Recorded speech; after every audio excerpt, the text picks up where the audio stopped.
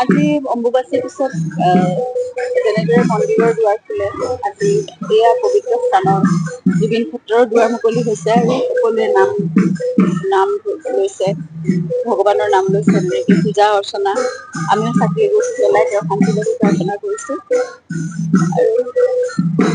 আৰু এখন পবিত্ৰ ভূমিলৈ আপোনালোকে ইতিমধ্যে দেখিছে সকলোৱে, এখন পবিত্ৰ ভূমিলৈ পৰিণত হৈছে জুবিন ক্ষেত্ৰ।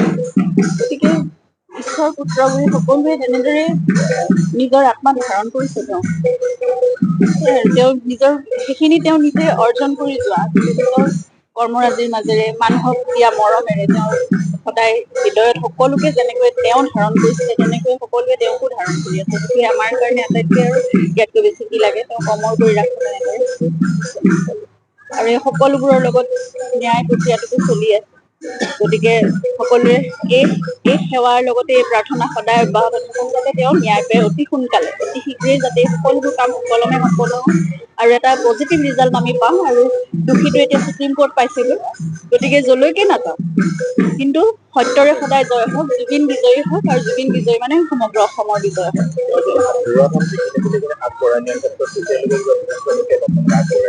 নিশ্চয় আমি অলপ অলপকৈ কৰিছো। মোৰতো আৰু ইমানখিনি সামৰ্থ্য নাই, তথাপিতো যিখিনি পাৰো আমি কৰিবলৈ চেষ্টা কৰিছো। কেইবাটাও পদক্ষেপ ইতিমধ্যে গ্ৰহণ কৰা হৈছে।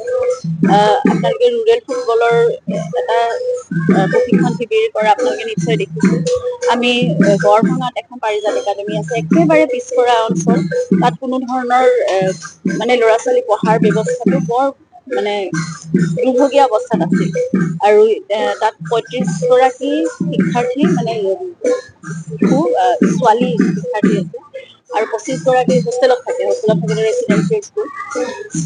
গাৰ্লছ হোষ্টেলটো ইতিমধ্যে কোনোবাই মিলি নিৰ্মাণ কৰিছে, আমি বয়জ হোষ্টেলটো নিৰ্মাণ কৰিবলৈ লৈছো এতিয়া। নহলে অতি বেয়া অৱস্থাত আছে তাত, আৰু কোনো ধৰণৰ সা সুবিধা একেবাৰে নথকা ঠাই মানে। গতিকে তাত সেইখিনি আমি প্ৰথম আৰম্ভ কৰিছো এটা পদক্ষেপ। হয়তো আমি ভিতৰুৱা অঞ্চলত যিসকলৰ তাত মানে অভাৱী লোক আছে তেওঁলোকৰ মাজতে আমি চাবলৈ চেষ্টা কৰিম, য'ত কোনো ধৰণৰ সা সুবিধা পোৱা নাই, তেনেকুৱা ধৰণৰ অঞ্চলবোৰত আমি কিছুমান পদক্ষেপ গ্ৰহণ কৰিবলৈ চেষ্টা কৰিম। আৰু কিছুমান আমাৰ প্লেনিং আমি কৰিছো, আগবঢ়াইছো, সেইখিনি হৈ থাকিব। আৰু তাৰোপৰি অভিনয় কৰ্মশালা নিশ্চয় হ'ব। আমি সেয়া এতিয়া অভিনয় আমি শিফ্ট কৰিলো জুবিনৰ ষ্টুডিঅ'লৈ, তাত নিৰ্মাণ কৰি লোৱা হৈছে, অভিনয় সাজু হৈ উঠিছে। আৰু জুলাই ৫-৬ তাৰিখৰ পৰা আমি অভিনয় কৰ্মশালা আৰম্ভ কৰিম, একেধৰণে প্ৰডাকশ্যনো হ'ব। গতিকে সেইখিনি অব্যাহত থাকিব। তেওঁৰ বাবে এটা আমি চেষ্টা কৰিছো, আমি আৰম্ভ কৰিছো এটা ৰিচাৰ্চ টিম গঠন কৰিবলৈ।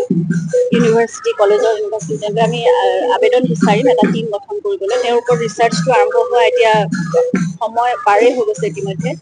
আৰু তেনেদৰে ৰিচাৰ্চ কৰিলে তেওঁৰ বিষয়ে বহু কথা ওলাব। এখন বায়'গ্ৰাফি লিখিবলৈ বা তেওঁৰ বিষয়ে গোটেই সমলবোৰ থাকিবলৈ হ'লে সেইখিনি কাম আৰম্ভ কৰিব হ'ল এতিয়া। সেইকাৰণে আমিও বৰ সাজু হোৱা নাছিলো মানসিকভাৱে, কিন্তু এতিয়া চেষ্টা কৰিছো আৰম্ভ কৰিবলৈ।